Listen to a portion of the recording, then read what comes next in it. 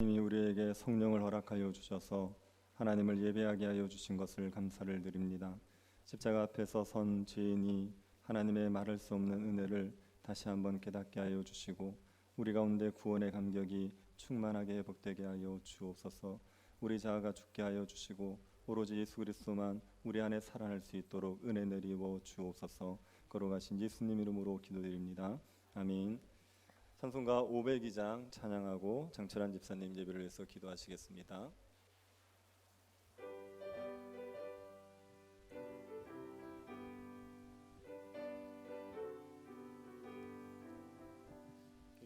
사자들이 어서 가서 어둠을 물리치고 주의 진리 모르는 백성에게 복음의 빛 비춰라. 빛의 사자들이여 복음의 빛 비춰라. 죄로든 밤 밝게 비춰라.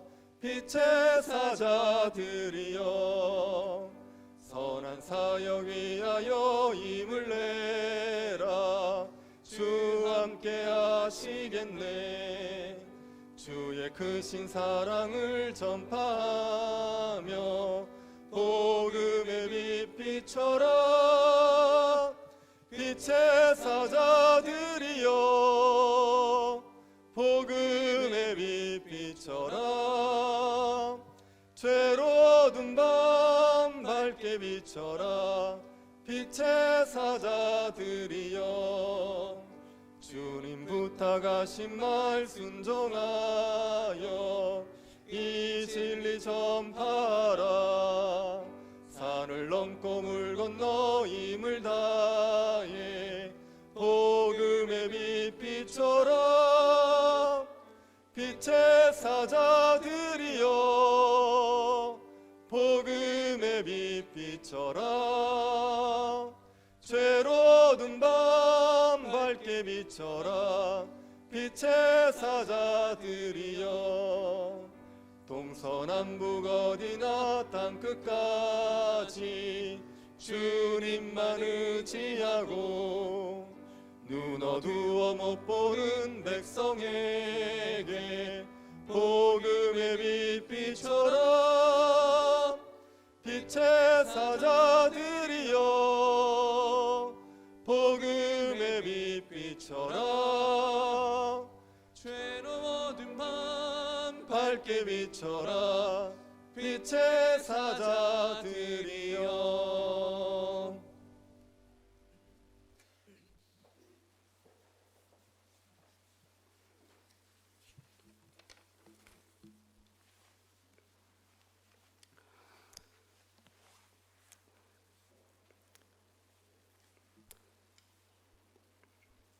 사랑의 우리 주 하나님 감사합니다. 세상의 많은 환난과 유혹 속에서 우리 문화계와 성도들을 지켜주셔 감사합니다.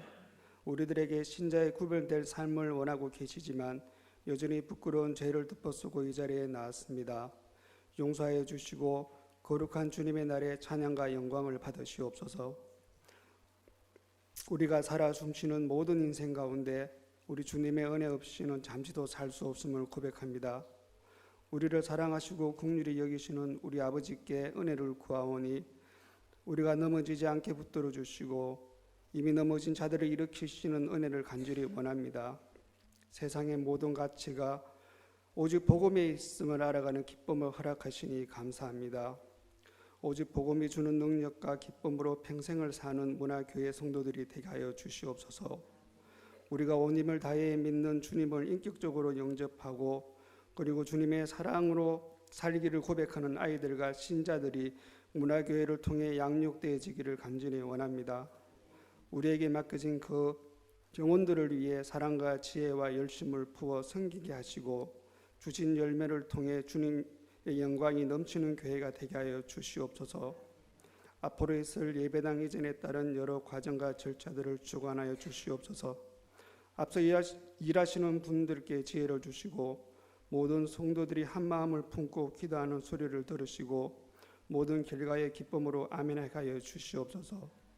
말씀 전하시는 목사님과 듣는 우리들이 모두 하나님께 영광이 되는 은혜의 시간이 되기를 원하며 우리를 구원하신 예수님 이름으로 기도드립니다. 아멘.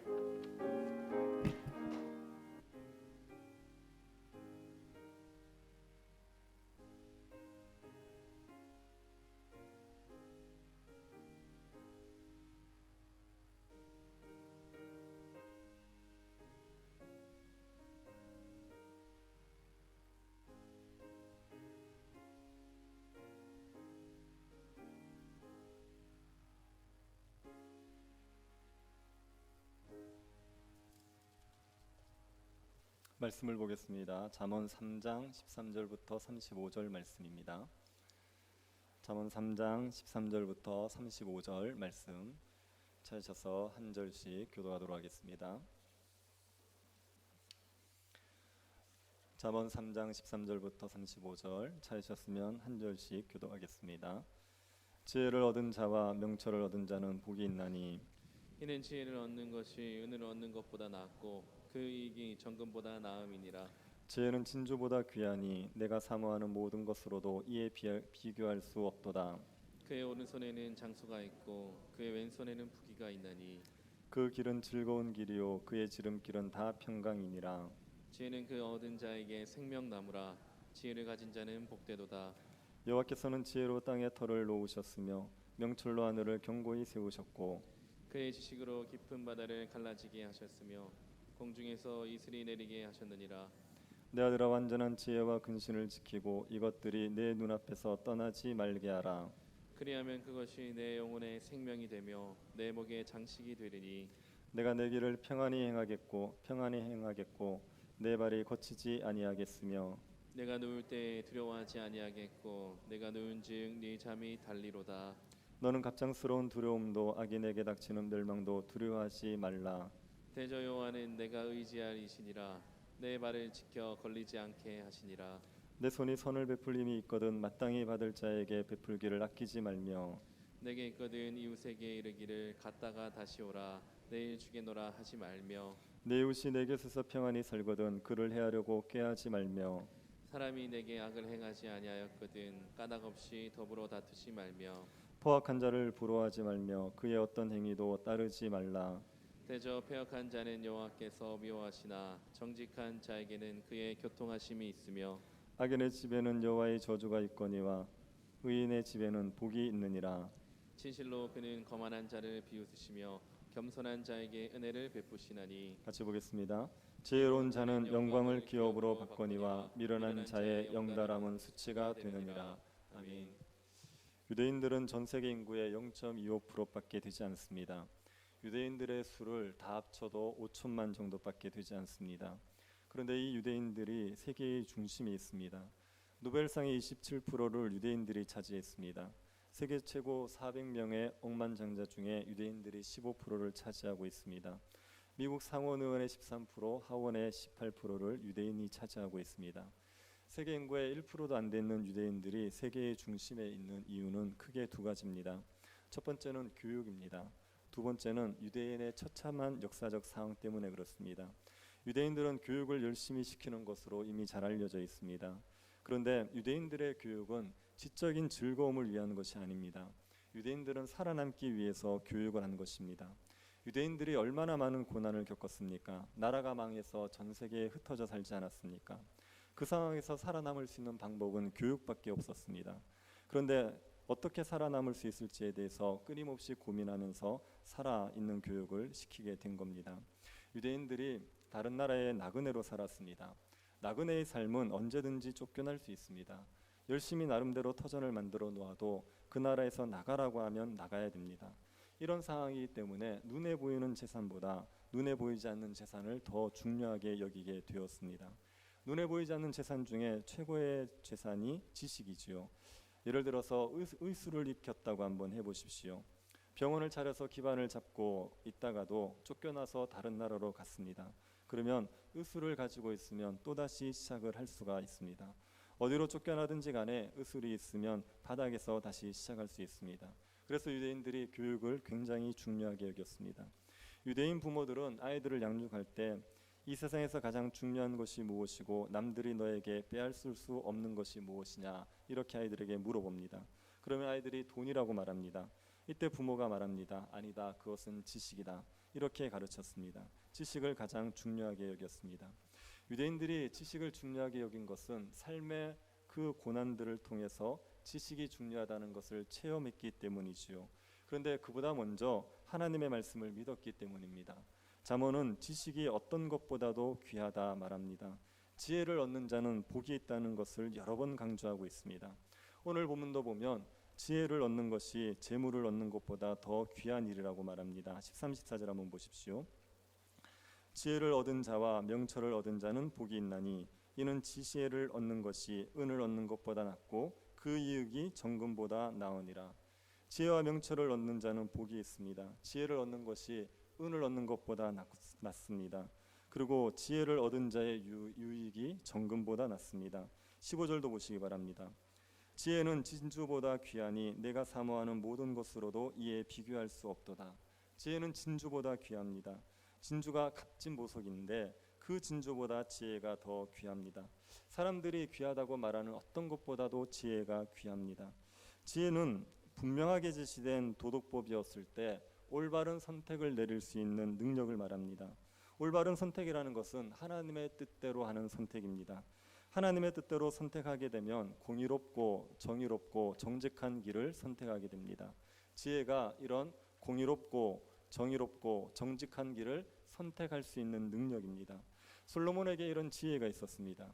솔로몬이 두 창녀가 서로 자기 아이를 자기 아이라고 주장할 때 지혜롭게 판결했다는 것을 우리가 알고 있지 않습니까? 이런 게 지혜입니다. 이런 지혜는 진주보다 더 귀합니다. 지혜가 어떤 유익을 주는지 알면 진주보다 더 귀하다는 것을 인정하게 되어 있습니다. 지혜가 어떤 유익을 줍니까? 16절을 보십시오. 그의 오른손에는 장수가 있고 그의 왼손에는 부귀가 있나니. 지혜의 오른손에는 장수가 있습니다. 왼손에는 부귀가 있습니다. 장수와 부귀, 이 두 가지는 사람들이 다 좋아하는 겁니다. 장수와 부귀가 같이 있어야 복이지요. 장수는 하는데 찢어지게 가난해져 보십시오. 그러면 그 장수를 복되다고 얘기할 수 있겠습니까? 장수와 부귀, 이 두 가지가 같이 있어야 됩니다. 지혜는 이 두 가지를 같이 줍니다. 그리고 지혜의 길은 즐거운 길입니다. 17절을 한번 보십시오. 그의 그 길은 즐거운 길이요 그의 지름길은 다 평강이니라. 지혜를 따르는 길은 우리에게 즐거움을 주는 길입니다. 우리가 어떤 일을 하면서 즐겁게 하면 그보다 나은 게 없습니다. 직장생활 하는데 직장생활이 즐거워 보십시오. 그 사람은 행복한 사람입니다. 교회 일을 하는데 교회 일이 즐거우면 그 사람에게 다른 보상이 필요 없습니다. 그 자체가 복이 됩니다.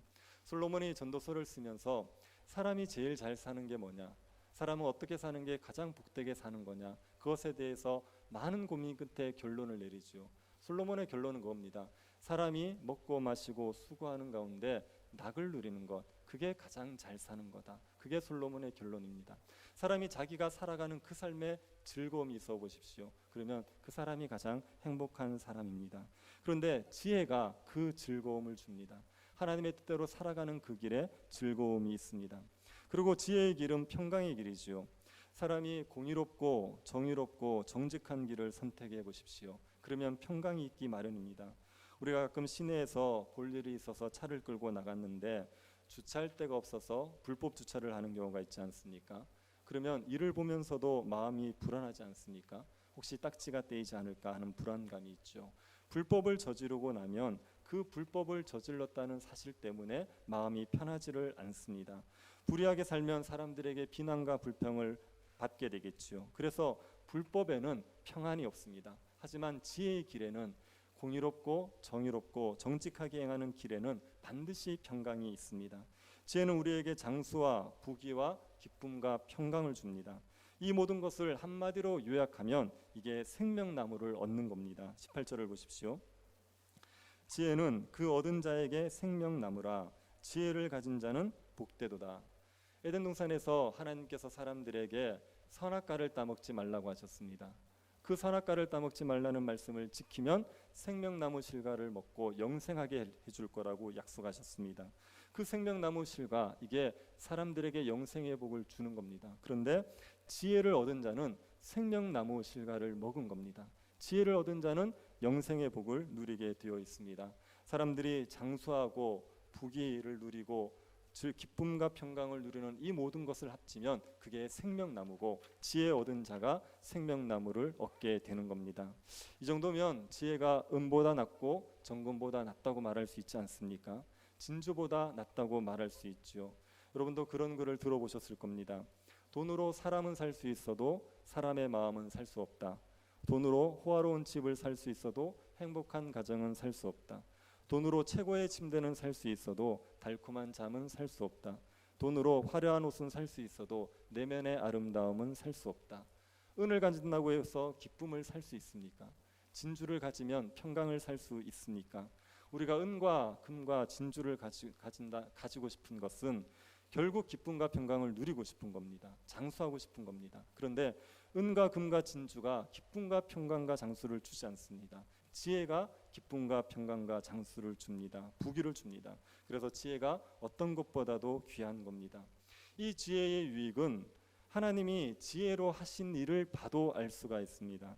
19절 20절은 하나님이 지혜를 가지고 무슨 일을 하셨는지를 우리에게 설명해 주고 있습니다. 19절을 보십시오.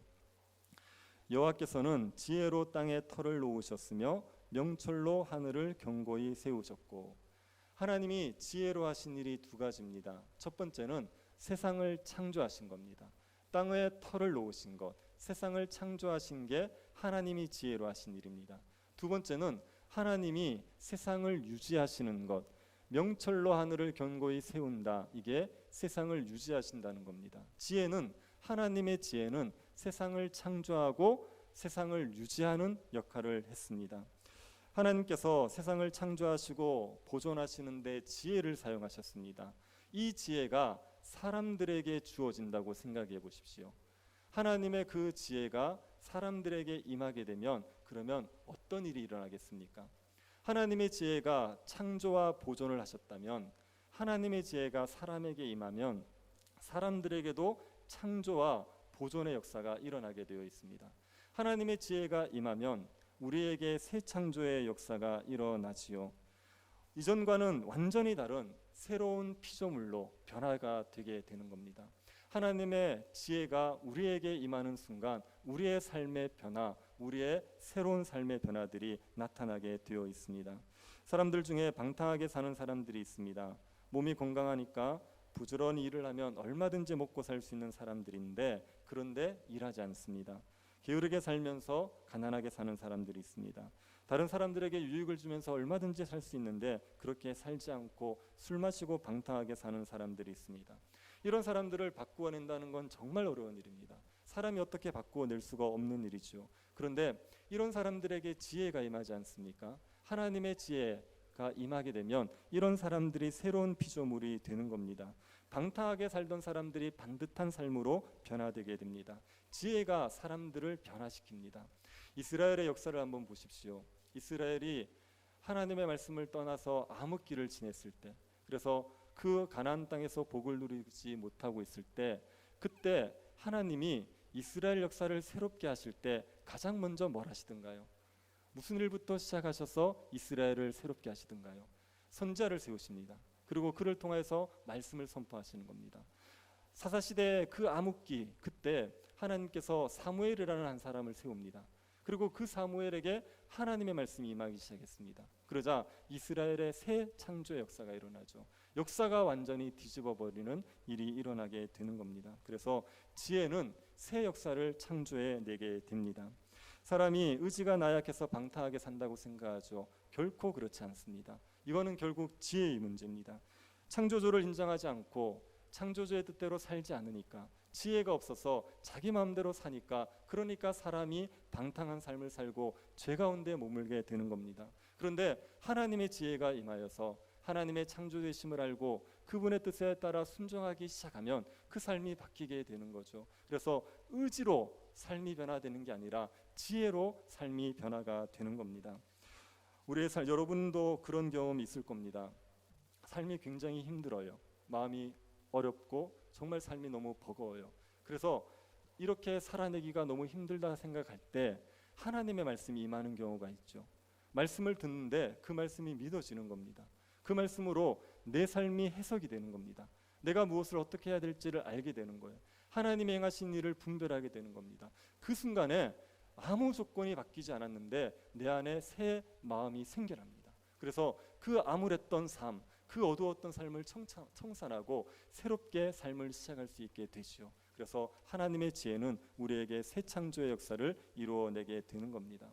그리고 그 하나님의 지혜가 우리에게 임하면 변화된 삶을 지속할 수가 있습니다. 지혜가 사람들을 계속적으로 변화된 삶을 살아갈 수 있게 만들어 줍니다. 사람들이 변화된 삶을 살려고 하지만 작심삼일이 되는 경우가 대부분입니다. 변화된 삶을 꾸준히 지속하는 건 굉장히 어렵습니다. 하지만 지혜가 공급되면, 지혜가 지속적으로 공급되면 우리가 끊임없이 변화된 삶을 지속해 갈 수가 있습니다. 세상을 보존하시는 그 하나님의 지혜가 우리의 삶을 지켜내시고 보존해 가시는 겁니다. 말씀을 주야로 묵상하는 사람들은 시냇가에 심은 나무처럼 푸르름을 잃지 않습니다. 그러니 지혜는 얼마나 유익합니까? 지혜는 얼마나 좋은 것입니까? 21절부터 지혜의 유익을 또다시 얘기해 주고 있습니다. 21절 한번 보십시오. 내 아들아, 완전한 지혜와 근신을 지키고 이것들이 내 눈앞에서 떠나지 말게 하라. 솔로몬이 가르쳐 주는 지혜가 완전한 지혜입니다. 더 보탤 것도 없고 뺄 것도 없고 그대로만 살면 됩니다. 그 완전한 지혜를 가르쳐 주지요. 그 지혜를 간직해야 됩니다. 그 지혜를 따라 행해야 됩니다. 그러면 그것이 영혼의 생명이 되고 목의 장식이 됩니다. 22절을 보십시오. 그리하면 그것이 내 영혼의 생명이 되며 내 목의 장식이 되리니. 영혼의 생명이라는 것은 우리의 내적에서 일어나는 일입니다. 그래서 지혜를 간직하게 되면 사람들의 눈에는 보이지 않지만 우리의 영혼에는 생명력이 넘치게 되어 있습니다. 하나님의 말씀이 우리 안에 공급되어지고 말씀이 마음에 믿어지면 그때부터 우리 안에 생명이 충만하게 생겨집니다. 이것은 우리 내적으로 일어나는 일입니다. 보이지 않습니다. 그런데 지혜는 우리의 목에 장식이 되기도 합니다. 목에 장식이 된다는 얘기는 우리를 아름답게 만들어 준다는 얘기입니다. 목에 목걸이를 하면 그러면 사람이 아름다워지지 않습니까? 지혜가 우리의 목에 장식입니다. 그래서 내적으로 우리의 마음을 아름답게 만들어내는 그 지혜는 우리의 외면도, 우리의 외적으로도 드러나서 사람들이 존귀한 사람으로 인정받게 만들어 주는 겁니다. 목걸이를 하지 않아도, 진주 목걸이를 하지 않아도 지혜를 가지고 있으면 그 사람은 사람들이 보기에 아름답고 존귀한 사람으로 인정을 받는 겁니다. 그리고 이 지혜는 평안을 줍니다. 23절 보십시오. 내가 내 길을 평안히 행하겠고 내 발이 거치지 아니하겠으며. 지혜가 우리의 길을 평안하게 만들어 주시오. 발이 거치지 않게 해줍니다. 지혜의 길을 걸어가면 우리에게 평안이 있다고 얘기합니다. 그런데 그 평안이란 얘기는 장애물이 없는 평안을 얘기하지 않습니다. 지혜의 길을 걸어가면 아무런 장애물이 없이 모든 것이 평탄할 거다, 이렇게 얘기하지 않습니다. 지혜의 길을 걸어가도 장애물은 있습니다. 하지만 지혜는 우리가 그 장애물에 걸려 넘어지지 않게 해줍니다. 장애물을 피할 수 있게 해주시고 장애물을 얼마든지 뛰어넘을 수 있게 해주는 겁니다. 그래서 지혜의 길에는 거치는 길이 것이 없는 겁니다. 또 평안히 잘 수 있게 해주죠. 24절 보십시오. 내가 누울 때 두려워하지 아니하겠고 내가 누운즉 내 잠이 달리로다. 지혜 있는 사람은 누울 때 두려워하지 않습니다. 그리고 단잠을 잡니다. 누워도 두려움과 염려를 떨쳐버리지 못하는 사람들이 얼마나 많습니까? 이런저런 걱정 때문에 잠이 오지 않습니다. 그런데 지혜가 있는 사람들, 지혜의 길을 따르는 사람들에게는 잠을 잘 수가 있습니다. 다윗이 시편 3편에서 천만인이 나를 둘러싸도 나는 두려워하지 않을 거다, 그렇게 얘기했습니다. 대적이 둘러싸고 있습니다. 천만의 대적이 둘러싸고 있습니다. 그럼에도 불구하고 다윗은 그 상황에서도 자기는 잘 수 있다 그랬습니다. 자고 누워 일어날 수 있다. 그게 지혜를 가진 사람들에게 주시는 평안함입니다. 베드로는 헤롯에게 붙잡혀서 감옥에 갇힌 적이 있습니다. 내일 사형을 당할 사람입니다. 그런데 그날 저녁에 푹 자고 있죠. 천사가 옆구리를 쳐서 깨워야지 일어날 정도로 그렇게 잠을 잤습니다. 지혜가 있으면 두려운 일이 있어도 평안히 잘 수가 있는 복이 있습니다. 지혜가 있는 사람은 하나님이 보호를 해주십니다. 어디서 보호해 주십니까? 25절 한번 보십시오. 너는 갑작스러운 두려움도 악인에게 닥치는 멸망도 두려워하지 말라. 갑작스러운 두려움, 갑작스럽게 닥치는 두려운 일이 있습니다. 질병이라든지 재해라든지 전쟁이라든지 이런 게 있겠죠. 지혜 있는 사람은 하나님에게서부터 이런 재앙으로 보호를 받게 되어 있습니다. 두려운 일을 만날 수 있죠. 그러나 두려워하지 않을 수 있는 마음을 하나님께서 주시게 됩니다. 그리고 지혜 있는 자에게는 악인이 당하는 멸망을 두려워하지 않을 수가 있습니다. 악인들은 갑자기 멸망을 당합니다. 겉보기에는 멀쩡한 것 같은데 순식간에 망하는 게 악인입니다. 오늘 멀쩡했던 악인이 내일은 멸망하게 되어 있습니다. 그런 갑작스러운 멸망이 지혜 있는 사람들에게는 임하지를 않습니다. 지혜 있는 사람들은 하나님을 의지하기 때문에 하나님이 보호하셔서 두려운 일을 당하지 않고 갑작스러운 멸망을 당하지 않도록 지켜주시는 겁니다. 지혜의 유익이 이토록 많습니다. 지혜를 가지면 다 갖췄다고 말할 정도로 지혜의 유익이 많이 있습니다. 그런데 이런 지혜 있는 지혜를 누가 가진 자이겠습니까? 지혜를 가졌다는 것은 우리의 눈으로 보이지 않죠. 그런데 지혜가 있는 사람들이 사람들과의 관계 속에서 어떻게 하는지를 보면 우리에게 지혜가 있는지 아닌지를 알 수가 있습니다. 눈에 보이지 않는 지혜가 인간관계에서 반드시 나타납니다. 그런데 그것이 어떤 형태로 나타나오는지를 27절부터 얘기해 주고 있습니다. 27절 한번 보십시오. 내 손이 선을 베풀 힘이 있거든 마땅히 받을 자에게 베풀기를 아끼지 말며.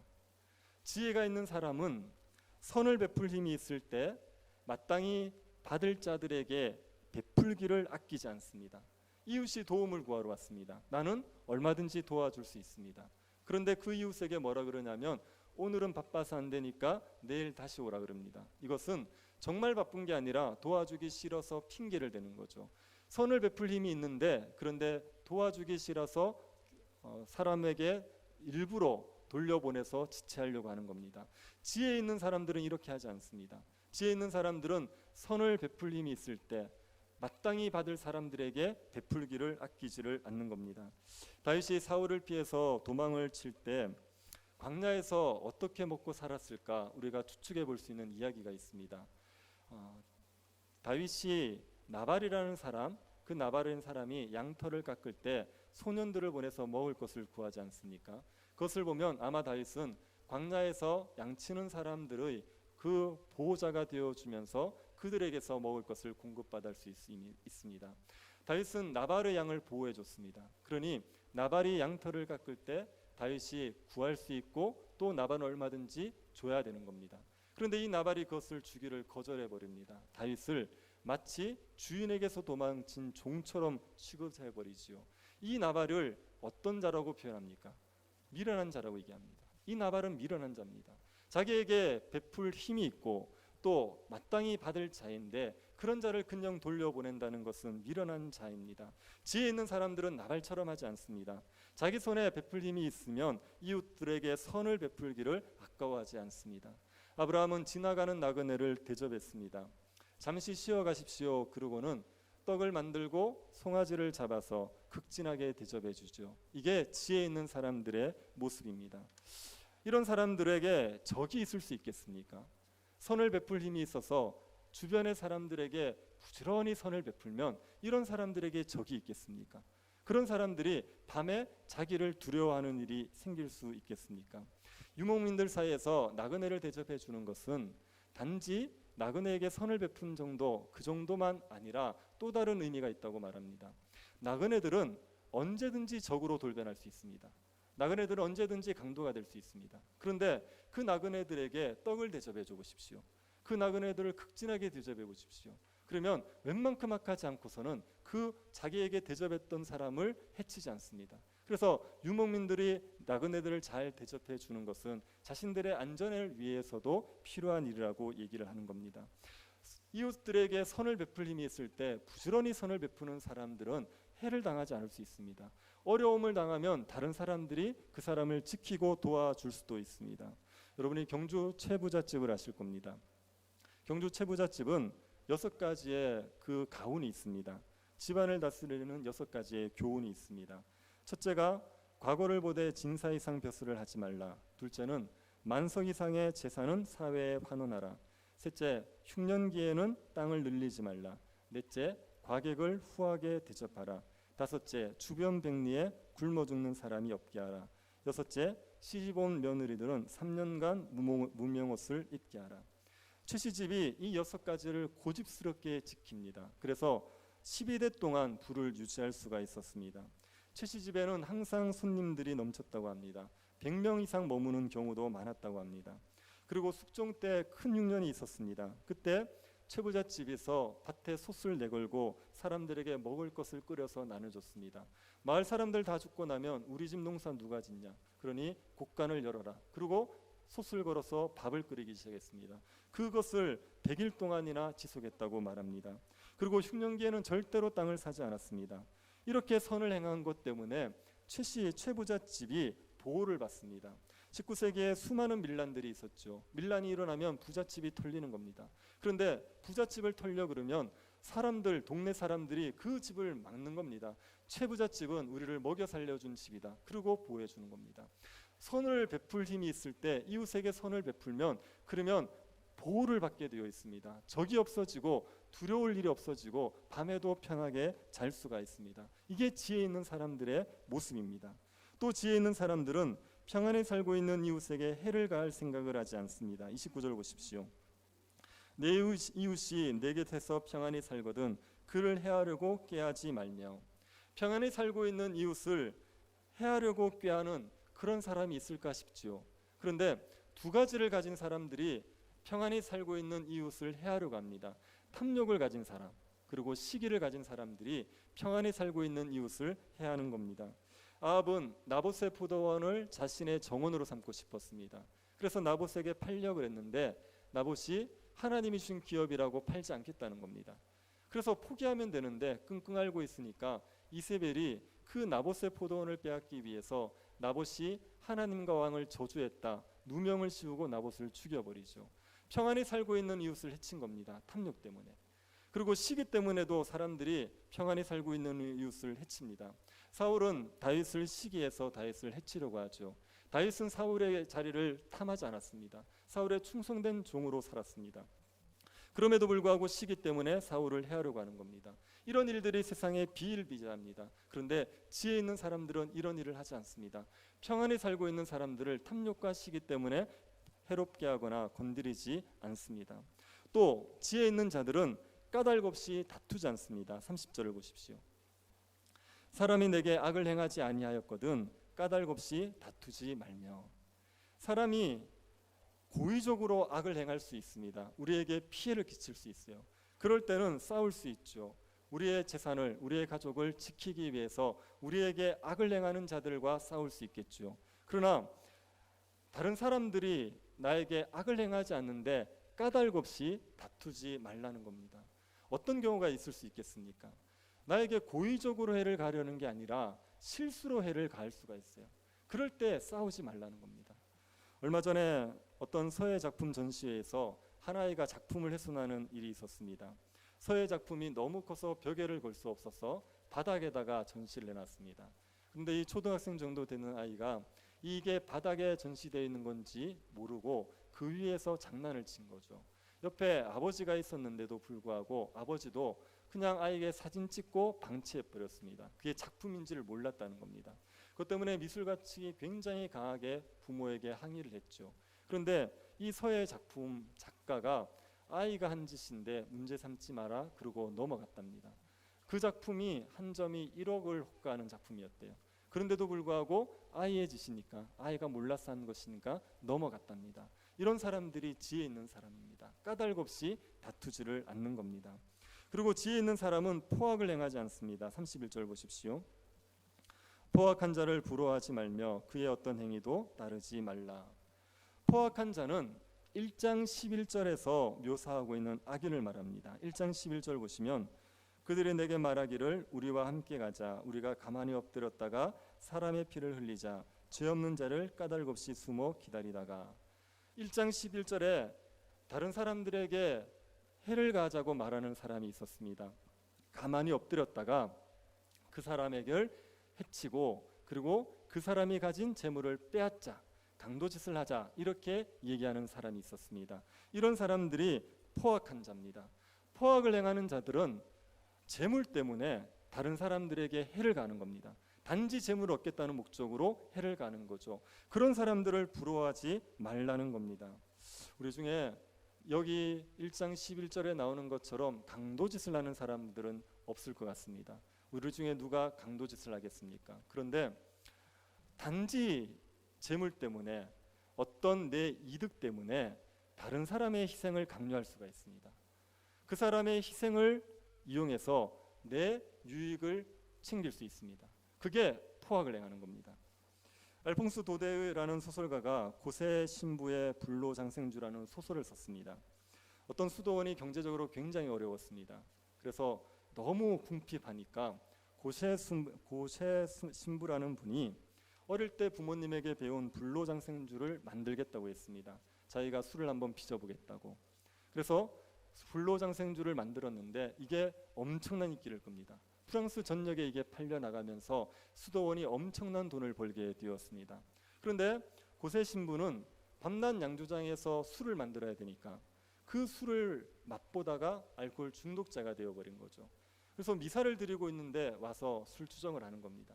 그런 상황이 되니까 고세 신부가 자기는 더 이상 술을 만들기 싫다고, 나도 다른 신부처럼 경건에 힘쓸 수 있게 해달라고 수도원장에게 부탁을 합니다. 그런데 수도원장이 그걸 들어주지 않습니다. 당신은 계속 술을 만들라고. 이유는 한 가지지요. 그 고세 신부가 만드는 술이 수도원에 돈을 벌어주니까. 그러니까 그 고세 신부는 알코올 중독자가 되어서 아무리 불경건하게 살든지 말든지 상관없고 그 신부의 희생 위에 수도원은 부를 누리고 즐기고 있는 겁니다. 이렇게 하는 게 포악입니다. 다른 사람의 희생을 발판으로 내가 편안하게 살고 있으면 그 사람이 포악을 행하는 겁니다. 집에서도 이런 포악을 행할 수가 있죠. 남편이 아내에게 포악을 행할 수 있습니다. 집에서 남편이 집안일을 하나도 하지 않습니다. 아내가 집안일을 모두 합니다. 그리고 남편은 편하게 대접만 받습니다. 아내에게 희생을 강요하고 남편은 안락함을 누리지요. 그래서 나이가 들면 아내들이 이혼을 하고 싶은 겁니다. 이런 포악을 행하지 말아야 됩니다. 다른 사람의 희생으로 내가 유익을 얻을 생각을 하지 말아야 됩니다. 교회에서도 포악을 행할 수 있습니다. 다른 사람들에게 일을 시키고 자기는 일을 하지 않습니다. 편하게 대접만 받습니다. 이게 포악을 행하는 겁니다. 포악을 행하는 자들이 안락하게 산다고 부러워하지 마십시오. 단지 돈 때문에 다른 사람들의 희생을 강요하면서 그 이득을 취해서 안락함을 누리는 그들을 부러워하지 마시기 바랍니다. 이렇게 지혜 있는 사람은 이웃에게 선을 행할 힘이 있을 때 힘써 선을 행합니다.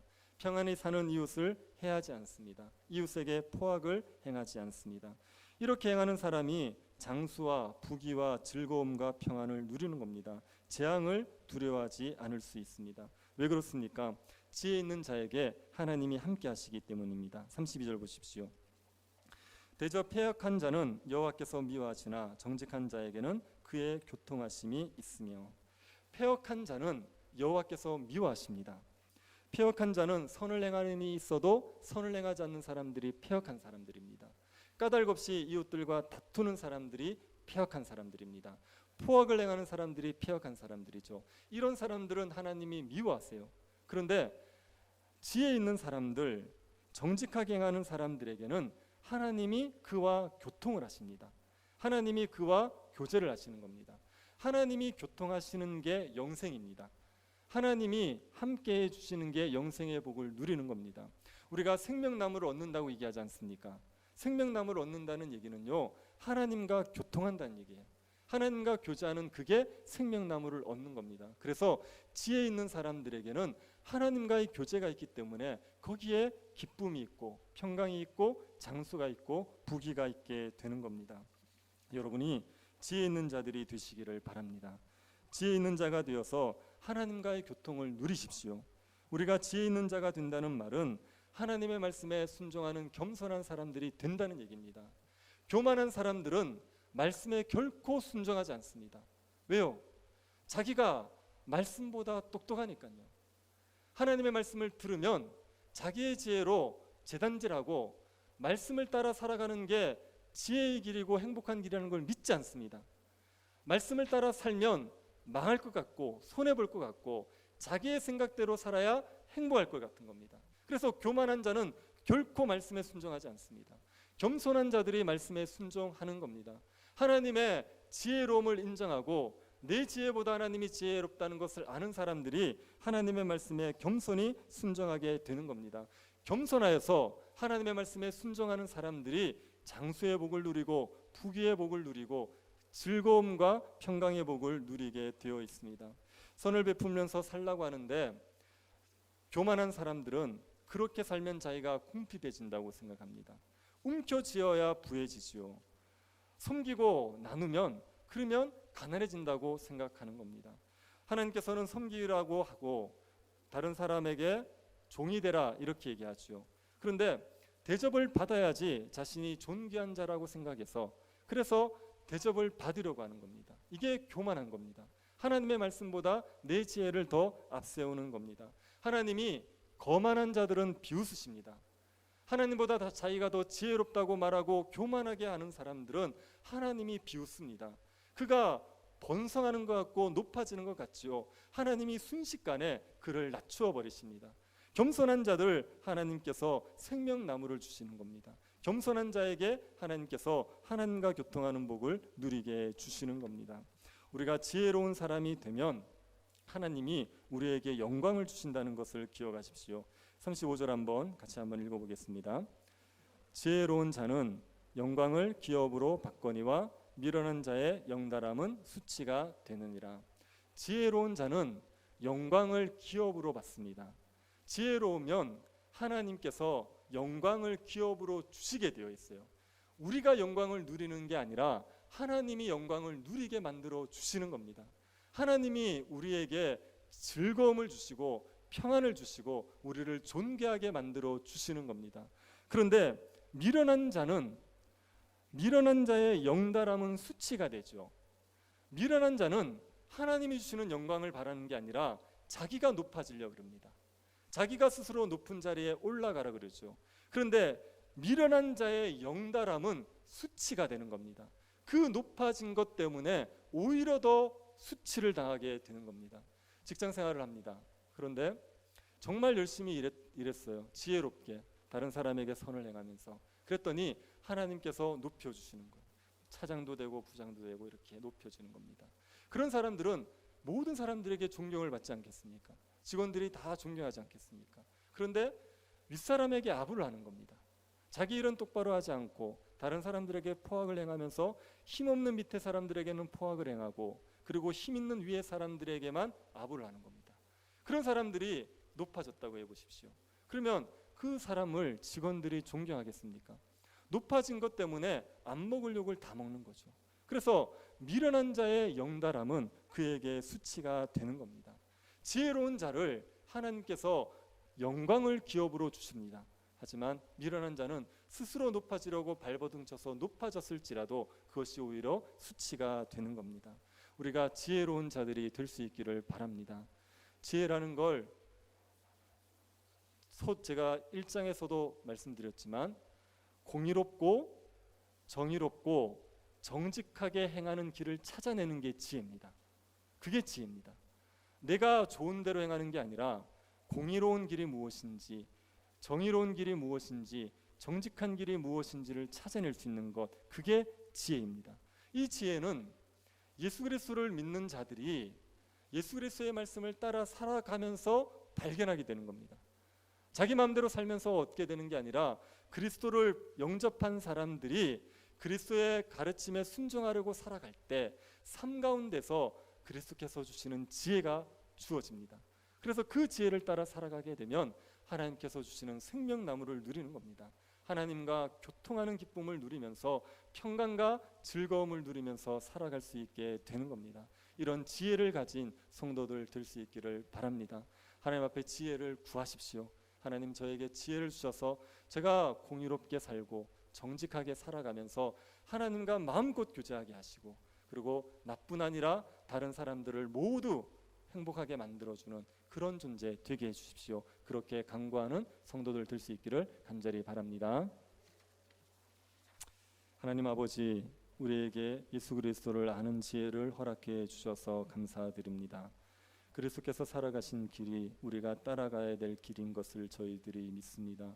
그리스도의 십자가를 지고 따르는 지혜로운 사람들이 되게 하여 주옵소서. 모든 일들을 그 주를 위해서 하게 하시고 하나님의 뜻이 무엇인지 분별하며 하게 하여 주셔서 우리가 걸어가는 길에 즐거움이 있게 하시고 평강이 있게 하여 주시고 거치는 것이 없도록 은혜 베풀어 주옵소서. 걸어가신 예수님 이름으로 기도드립니다. 아멘. 새 교회당 건축을 위한 기도 제목 가지고 많이 기도를 해 주시기 바랍니다. 그리고 건축위원회 위해서도 특별히 많이 기도해 주십시오. 부흥 찬양하고 축도로 예배를 마치겠습니다.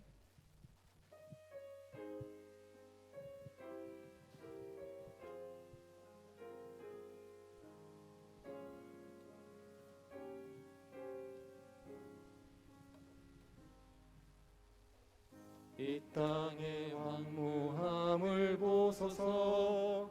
하늘의 하나님 긍휼을 베푸시는 주여, 우리의 죄악 용서하소서. 이 땅 고쳐 주소서. 이제 우리 모두 하나 되어 이 땅에 무너진 기초를 다시 쌓을 때 우리의 우상들을 태우신 성령의 불 임하소서. 부흥의 불길 타오르게 하소서. 진리의 말씀 이 땅 새롭게 하소서. 은혜의 강물 흐르게 하소서. 성령의 바람 이제 불어와 오 주의 영광 가득한 새날 주소서. 오 주님 나라 이 땅에 임하소서. 지금은 우리 주 예수 그리스도의 은혜와 하나님의 사랑과 성령의 교통 유로하심이 사랑하는 주의 백성들의 머리 위에 지금으로부터 영원토록 함께 있을지어다. 아멘.